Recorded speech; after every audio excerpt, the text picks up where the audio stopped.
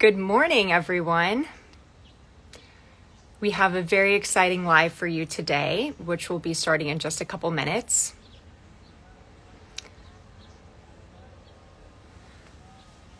Today, the discussion is going to be with Dr. Yanki Yazgan, who is just absolutely phenomenal. We're so lucky to have him here. So thank you, everybody, for joining.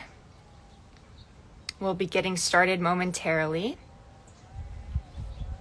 And while we wait for a few more people to join us at 8 a.m., or my apologies, at 10 a.m. Pacific time. A little bit of background on TEAM. MyTeam.org is your pocket guide to learning how to support someone who's struggling with their mental health. What to do, what to say when you find yourself in a position where you want to help, but you don't know what exactly to do or what you should say to support your loved one. Team is here to help guide you through that step by step.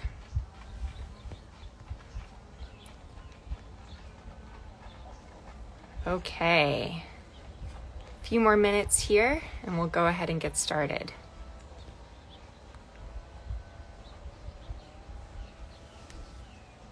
And I just want to let everyone know that this is meant to be an interactive discussion. We have some specific things that we want to talk about, but please add your comments and we'll be watching that feed so that we can make sure that your questions get answered. We're so lucky to have Dr. Yazgan today to tell us a little bit more about bullying, teach us what is bullying, what isn't bullying, what can we do to help eradicate bullying, what do you do when you encounter bullying, what should you be doing as a parent who maybe has a kid who is the bully, or if your kid is being bullied, what are the different steps that you can take? This is a field that Dr. Yazgan is a world expert in, so we are so lucky to have him.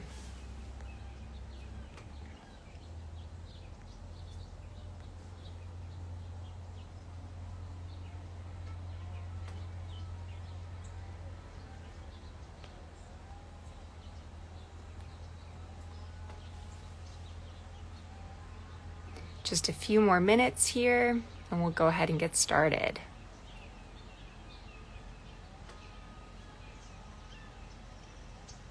And again, go ahead and put any questions that you have in the chat below.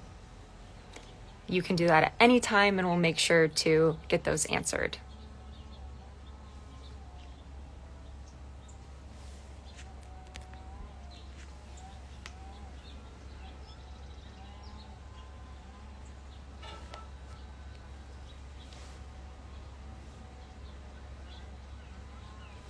Just a couple more minutes.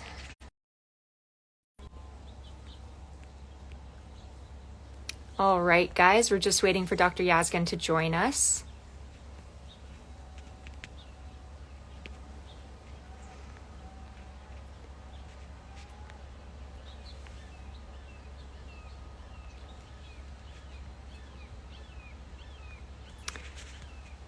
Thank you for your patience. All right, here we go. We have Dr. Yazgan here. Super. Let's see.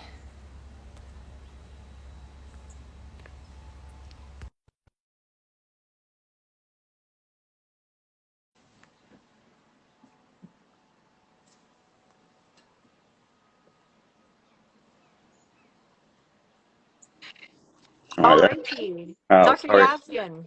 Sorry about the delay. I mean, it's because of my iPad was slow, so Not I can't blame to someone else worry. something else. So thank you.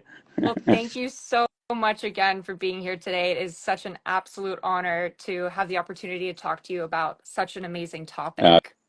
Thank you. The honor is mine, and I like and respect the work you do at Team. So I'll be happy if I can be of any use.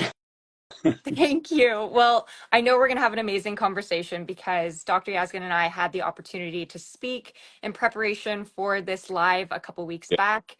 And I left the meeting feeling So informed about so many different things. I learned so much. For those of you who don't know Dr. Yazgan, which I'm sure most of you do, because he Mm. is a world-renowned board-certified child psychiatrist who holds faculty appointments at several universities across the world, including adjunct professor at Yale University Child Studies Center. He's a best-selling author. He's just an absolute wealth of knowledge. So again, thank you so much for being here today.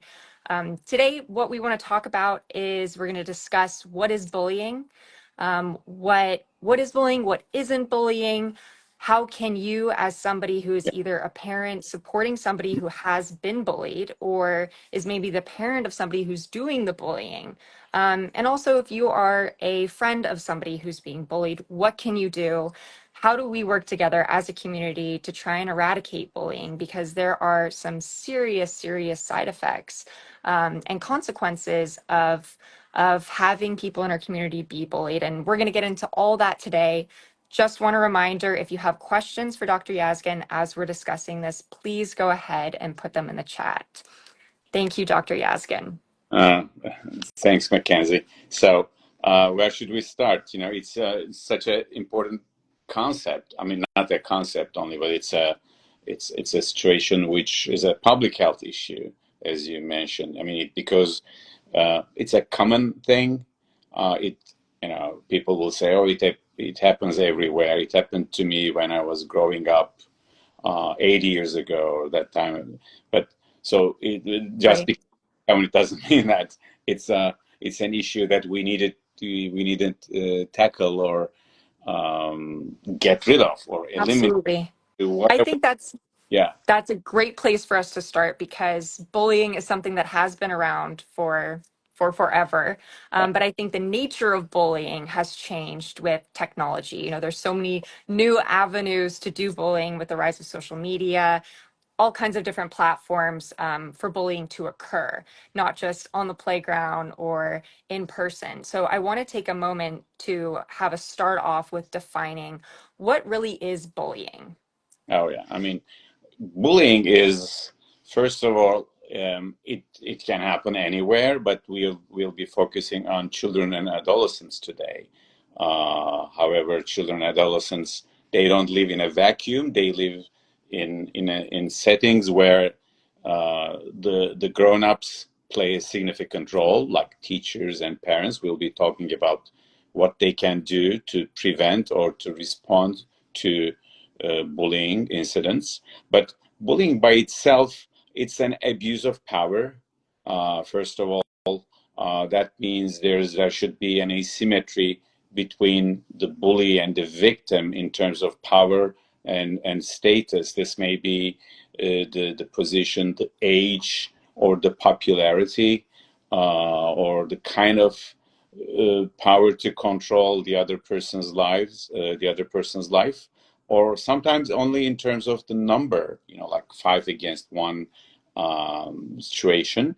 And it has to it's not a single incident, which many people may interpret as, oh, okay, it's teasing or this, etc. But it has to be repetitive. So it's not like a single incident. So it will have a systematic aspect.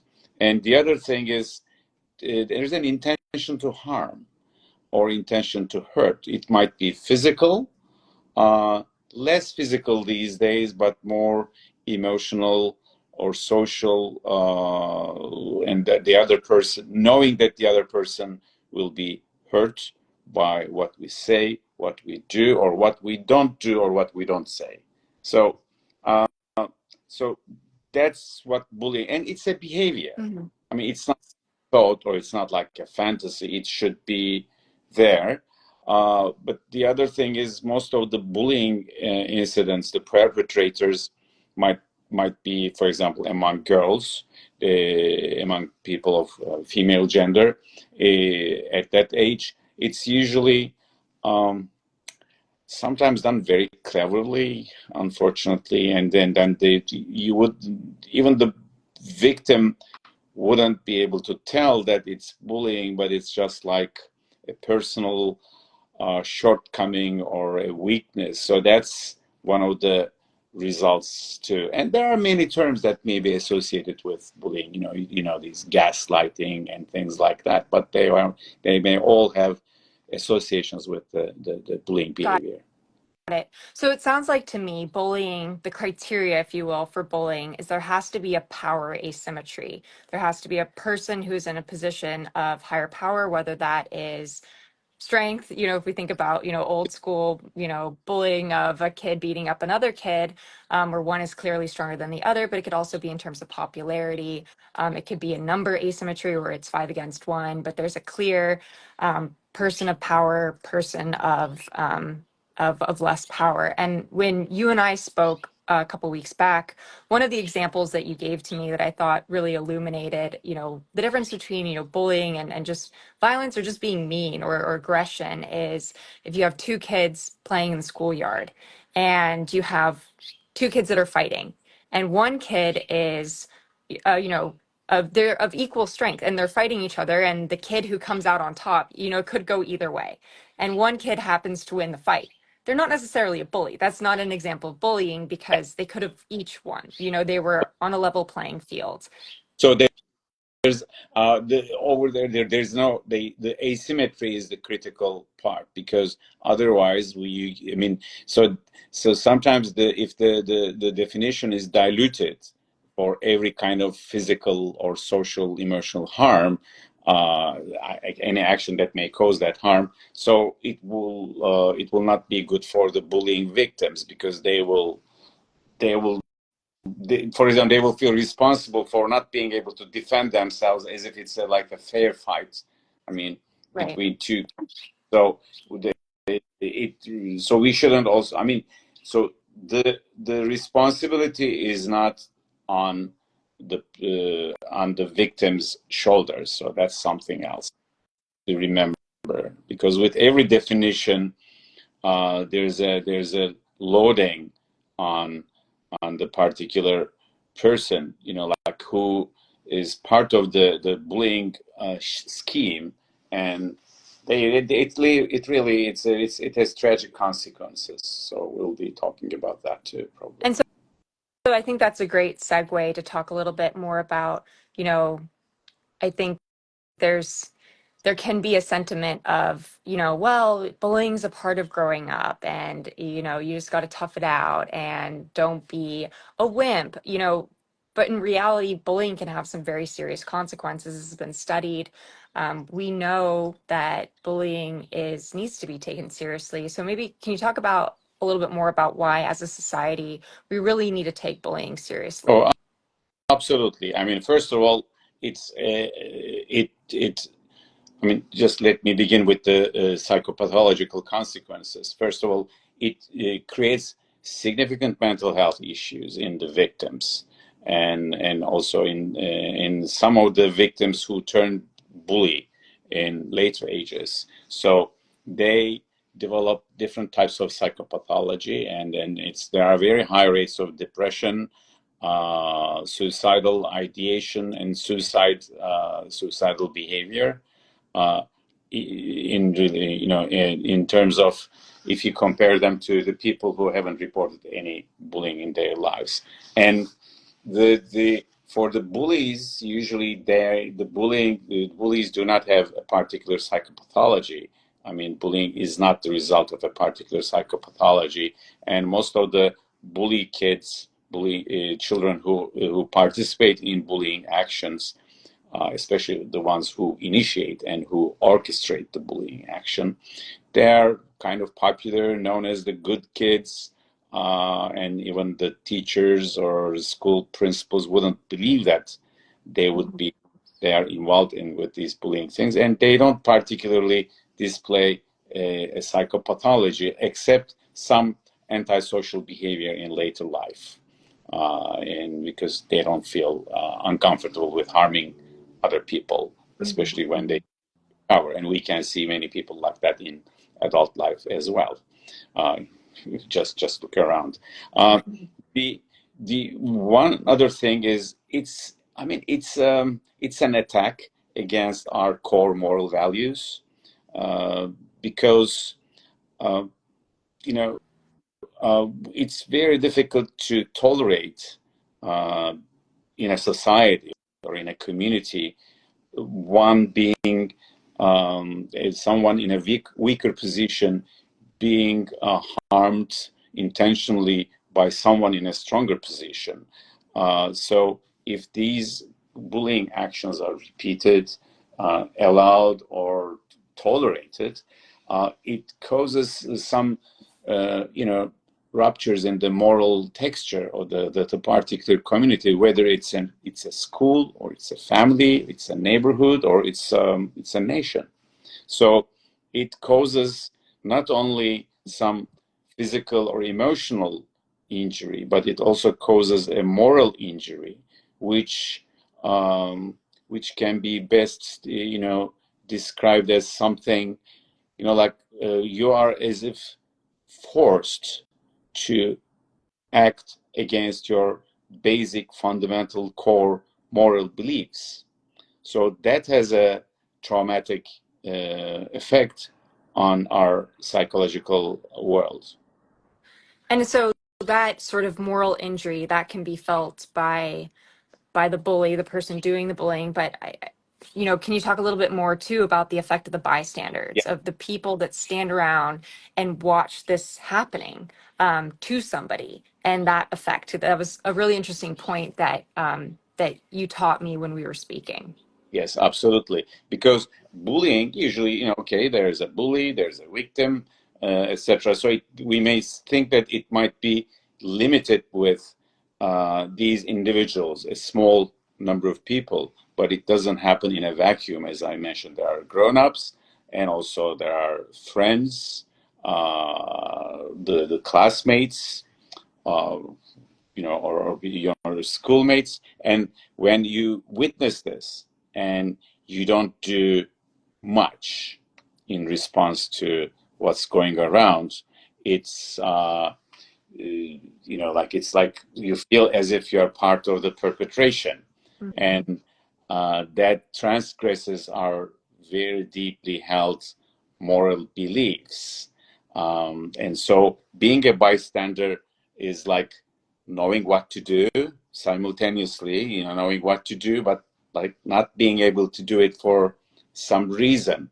Um, I mean, usually it's due to the constraints that are beyond our control. But it still causes a moral injury in the bystanders. So you will hear. I mean, I have heard from many kids that they don't know what to do when they witness something like that. Either they look the other way, uh, or they blame the victim. I mean, if Yes. only you hadn't done that kind of lecturing to their friends sometimes. So that's very harmful to these individuals and in the community that they are part of. So I think moral injury is another part which may not have been underlined enough until recent studies, but now we see that bystanders are also being affected deeply. It's like, like think of domestic violence at home, and Right. Yeah. siblings uh, Mm. are affected deeply, sometimes more. Right. Right. Right. As somebody who watches these atrocities happen and growing up living with that, of knowing that you saw that happen, feeling hopeless, maybe that you wanted to help that person but you couldn't, and trying to rationalize that, and like you mentioned, this term, the moral injury, um, that totally affects you in life. Absolutely. So what can bystanders do, or if you witness somebody being bullied, let's say that you're a peer of that person, what can you do? I think it's like it's very important. It's one of the things that we need to consider while responding to bullying, because let's remember that friends are children too. So um, it has a lot to do. So they may feel they may not know what to do, and I think it's the culture that we would like to nurture at a particular in a particular family or in a school, that friends standing for each other is part of the culture. It should be part of the culture. So we are not just being passive witnesses to things happening, and we should be able to speak up. No, you cannot do this to my friend. Usually, but that cannot be happen. That cannot happen overnight. That's Right. the culture that should be nurtured by the school policies as well as the family culture. Right. So, so that's so that also brings us to the position that I mean, in terms of our response to bullying, we should be prepared in terms of how to respond. So, and that also begins with talking about bullying with with children, either our own children or at school. I mean, it's like learning about hygiene. It's like learning about some other good habit. So we should know what, and children should know, and teachers also should learn more about what bullying is, as we talked about the basic definition, just to repeat for some listeners who joined later in our broadcast. Like, it's an abuse of power, and when there's an asymmetry of power, and it's usually the power may be defined as like status, some social advantage, or some physical strength, or size, and it should be repeated. It should be a repetitive behavior with an intention to harm. So just knowing about this definition will allow a child or a teacher to spot bullying behavior before it escalates. Before so, and the thing is, in school it should be deductible by the grown-ups as well as by other kids. So before it turns into a more complicated issue, someone can step forward and say, stop. Got it. So it sounds like early detection is really important by understanding what is sort of the environment that causes bullying with a power asymmetry, being able to recognize that, and um, as peers of the bully, making sure that you stand up. You say, "This is not okay. You can't do this," and that when this we think about bullying, and it can be sort of multimodal, right? This can be happening online. This can be happening in person, probably more likely to happen maybe online. Are the things that you should be doing is, collecting evidence if you see bullying happening, and then reporting it to, if you're in a school setting, to the administration, collecting that evidence so that, when people are like, no, surely this kid, as you mentioned, they can often be well liked by the administration, by the school. So it can sometimes be not believed All right. that that person would bully. Yeah. I mean, most of the effort by the victim or the families, they just spend most of their effort in just trying to make their case that there is a Wow. bullying. So, and that's the most disappointing and frustrating Yeah. part that I have seen in my patients and their families when they were the target of bullying behavior. So that's the most hurting part. I mean, some kids have told me that it hurted them more than what the bully did, Wow. because they don't believe you. They just the other way and they blame you, and so that's even worse. And that's even more worse. Let's say when your parents don't believe you. Right. So I think the parents need to be knowledgeable about what we need to, like what they need to do Right. in terms of how to respond to bullying. So, for example, uh, let's say, in many families, it might not be safe to talk about your weaknesses, and the parents will say, oh, you should have done that. You should, instead of carefully listening and taking the details and just trying to understand what they can do. Sometimes just talking to their parents, being able to talk to their parents is enough for many bullying victims, so they can respond the next day with the kind of confidence they gain Right. uh, by being accepted as they are with their weaknesses and strengths. So and some kids may be bullied by their parents just because they were subject of the bullying. Wow.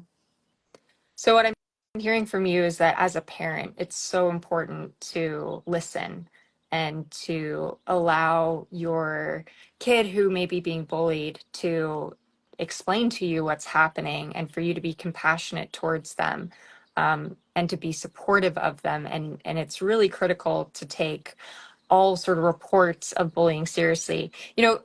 Coming from mental health, one sort of analogy that I'm thinking of is when somebody says that they are feeling suicidal. Even if you as a Oh yeah. supporter think that they may be using that to be manipulative, all accounts of reported suicide has to be taken seriously. You always have to take it seriously. And maybe we can think of applying the same thing to bullying, that if someone's reporting feeling like they've been bullied, it has to be taken seriously.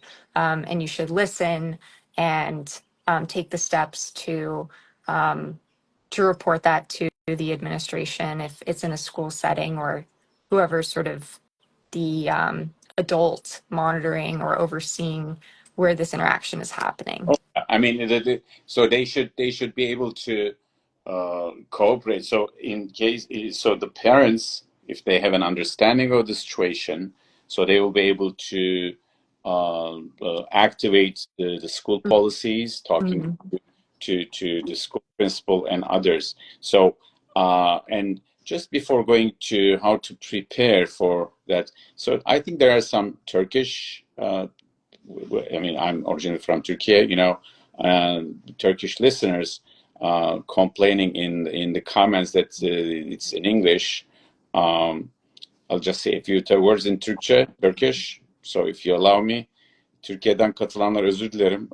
Maalesef altyazı vesaire yapma şansımız yok ve bu Amerika'daki bir grup için Türkçesini tekrarlamak üzere. I told them that this is broadcast in English, so we cannot provide subtitles. We can add Turkish subtitles afterwards to That make sure that be everybody. wonderful. So Türkçe altyazıyla daha sonradan yayınlanacağını söyleyebilirim. Kusura bakmayın, ikisine birden yetişmem mümkün olmuyor. Okay, wonderful. That's a great. It will be very good for the Turkish listeners. I promise them to do something similar in Turkish. Super.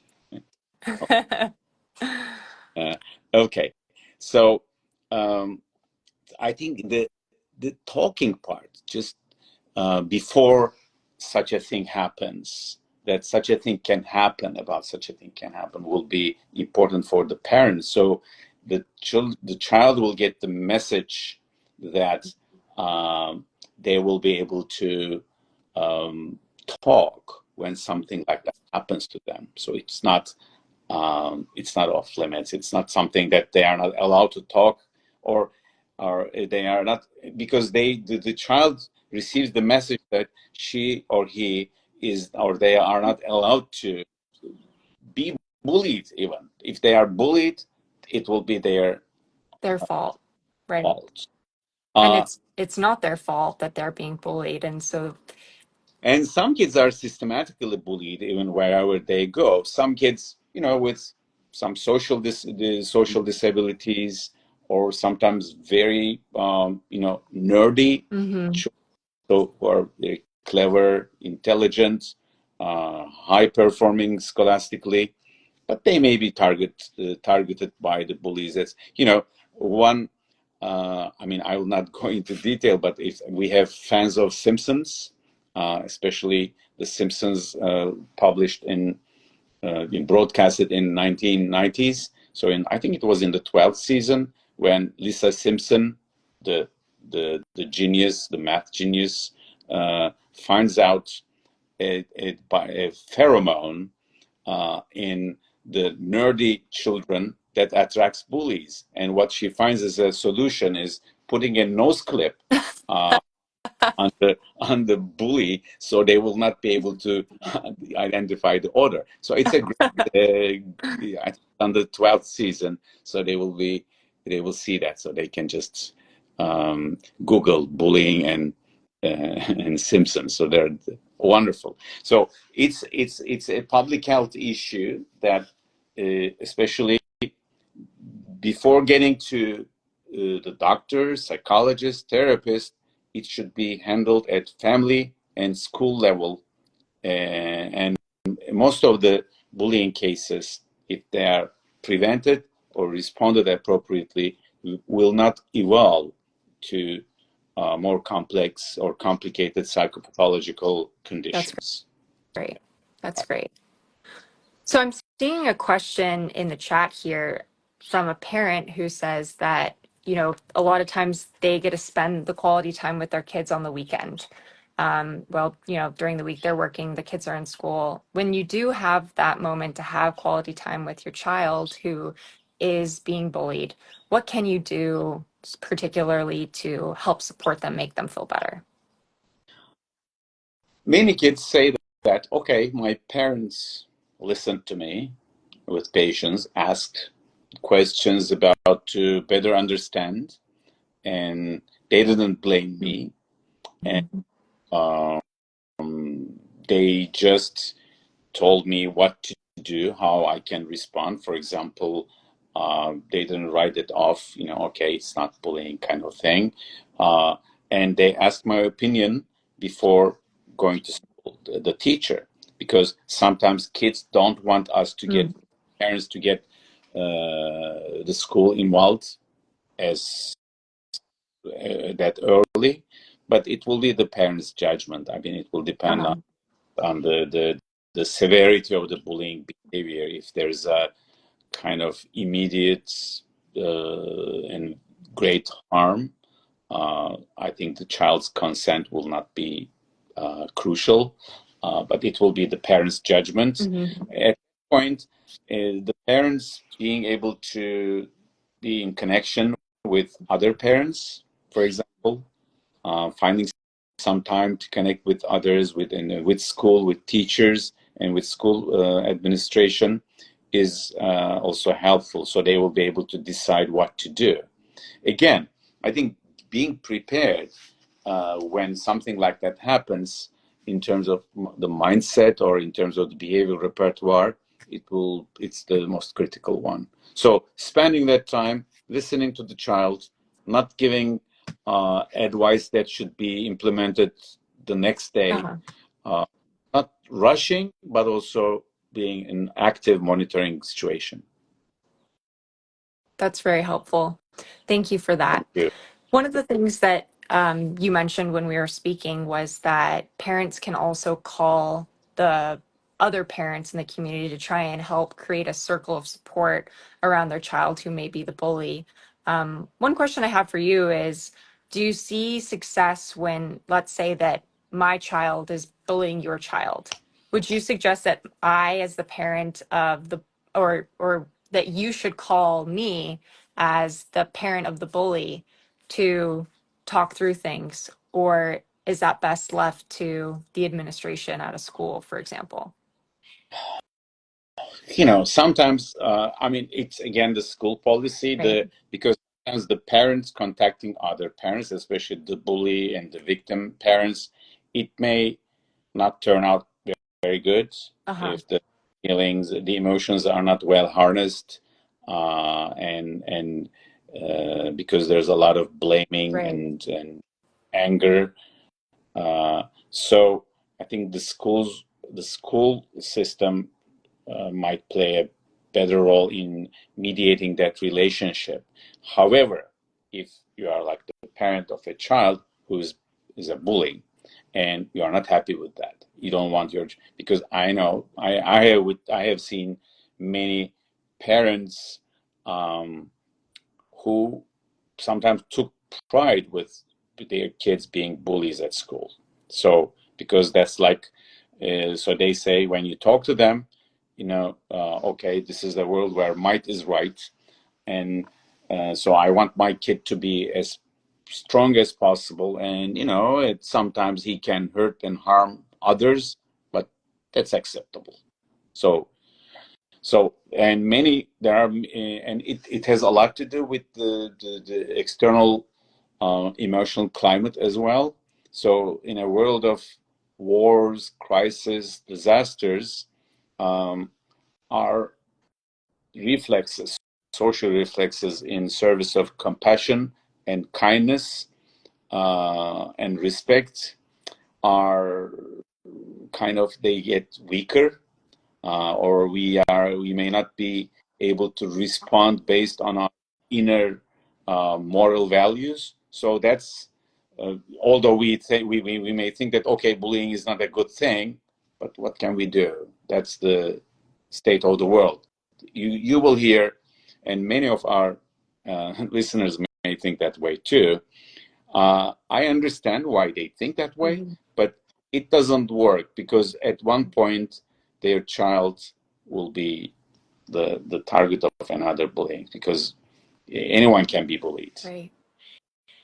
Right. So that's why parents may say, the parent of a bully child first, they should talk to the teacher and think about what they can do if they want to help. They want to be helpfully involved in that situation, and also talk to their kids. So they may say, okay, so this happened, I heard that, so tell me what's happening. So they should have they should listen to their own child too, because we don't want that relationship to be harmed as well.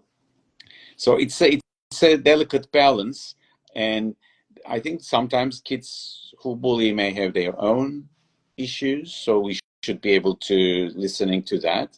But the thing is, wherever it's coming from, the bullying behavior, it may be due to this, due to that. It shouldn't be allowed to continue. It's not an excuse. Yeah.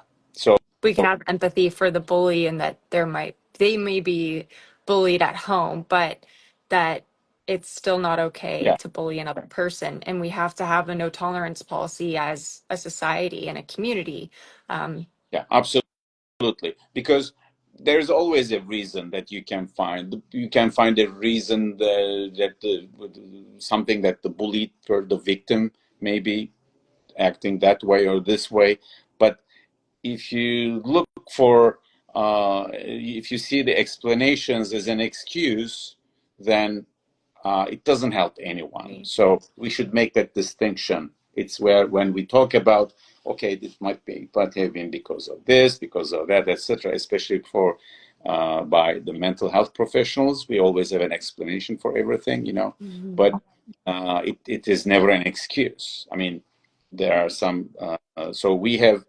I mean, we should have no tolerance for bullying. You said it wonderfully. Anywhere. Absolutely. So, Dr. Yazgan, we've covered so many different topics. What is bullying, the definitions of bullying, what you can do as a bystander, what you should do as a parent, as somebody who is being bullied.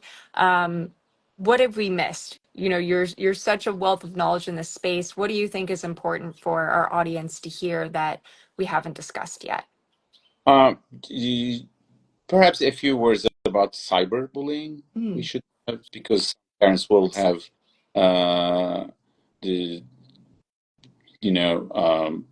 will have some questions in their minds which they may not have been able to address.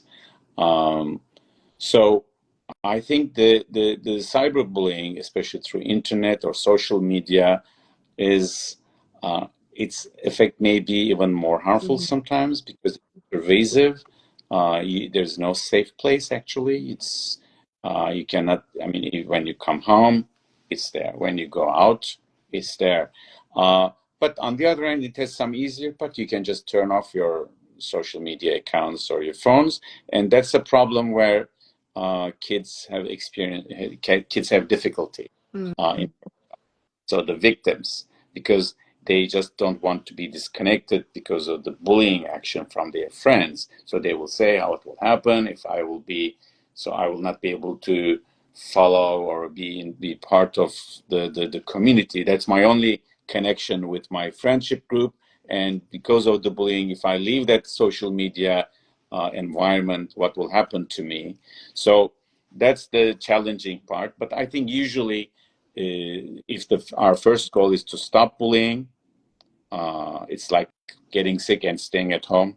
If we want, it's the best way to get disconnected temporarily and do whatever necessary legally or through other ways in terms of the cyberbullying, because it's sometimes more difficult to stop it.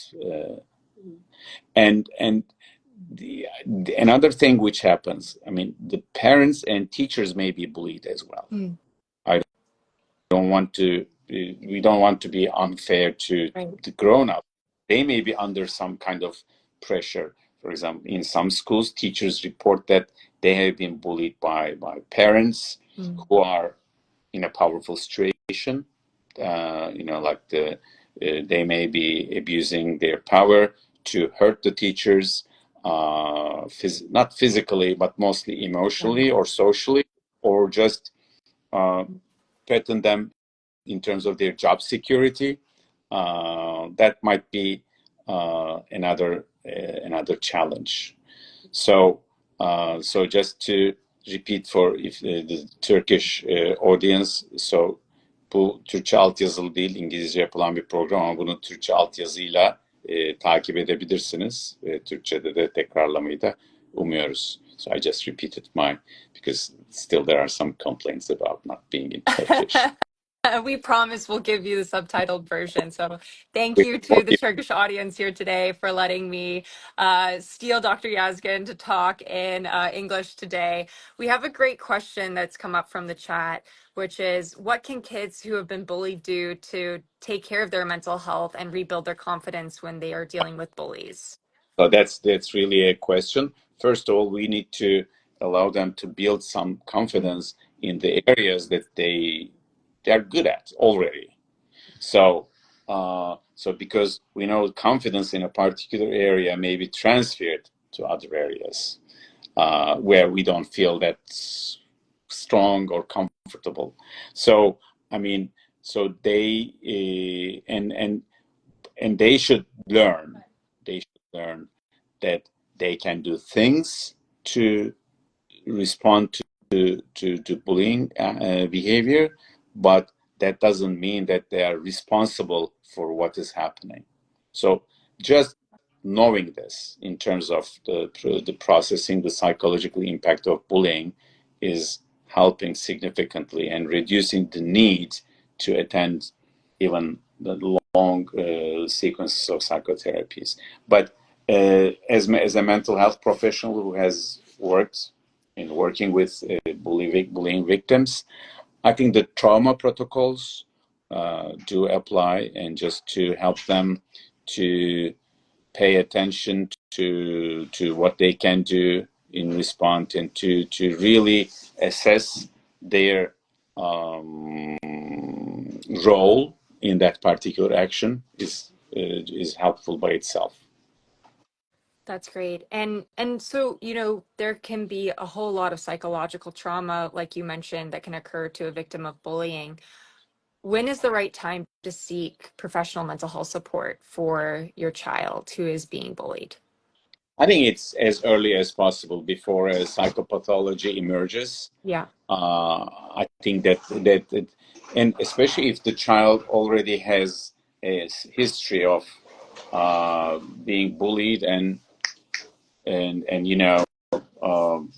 if we know, I mean, if there's a history of an emotional or social disorder, but we are not doing anything actively. So if there's an incident, it should be processed, debriefed, and assessed as soon as possible, without waiting for something to emerge. But you will see that for many kids there will be disruptions in sleep and appetite, for example, or just like not be, they will not be interested. They will not be motivated to go to school. Or in a kid who already has a good academic performance, they will have like falls in. They will have fall in their grades. So there will be signs that we may again explain in other ways as well. Then why not talk about it to someone? Right. So when you notice these changes in behavior, they're not sleeping well, they're losing their appetite, they don't want to go to school, they don't want to play with friends, that, these changes in normal behavior are really good signals to the parents that it's time to seek professional support if they haven't already Yeah. done so. I mean, just let me give you an example, whether I just because this is something that should be illustrated well. So, like, if let's say you are hit by a car and everything looks good, so okay, I'm fine, not broken, I can see, etc. But you should go to an emergency room just to check whether there's an internal bleeding or Mhm. some other thing which may not show itself fully. So going for a mental health consultation at that point and making a follow-up if necessary, especially if you have a prior social immersion See. uh, difficulty, I Yeah. think it's that. That's such a great point. And also, you can always go get checked up, get, the stamp of you're good to go, or maybe they find something that truly needs to get treated. So just because you go once doesn't mean that you're going to be in therapy for the rest of your life. It's a great way to go and get checked, just as you would. Again, amazing example. If you were to get hit by a car, you want to go make sure you're not internally bleeding. You may not be internally bleeding, and then they say, yep, you're good to go. But then for sure. But you Some don't want to people have, will right. have, know about the red flags, whether you are bleeding Right. somewhere, you will, but the doctor and the nurse will teach you about Right. that. So that's Right. part of so we should be prepared. We should be responsive. When we are there's bullying Right. around. It can happen to anyone. It's not a fault. And what if we are prepared to face it and to respond it, then we can. Fantastic.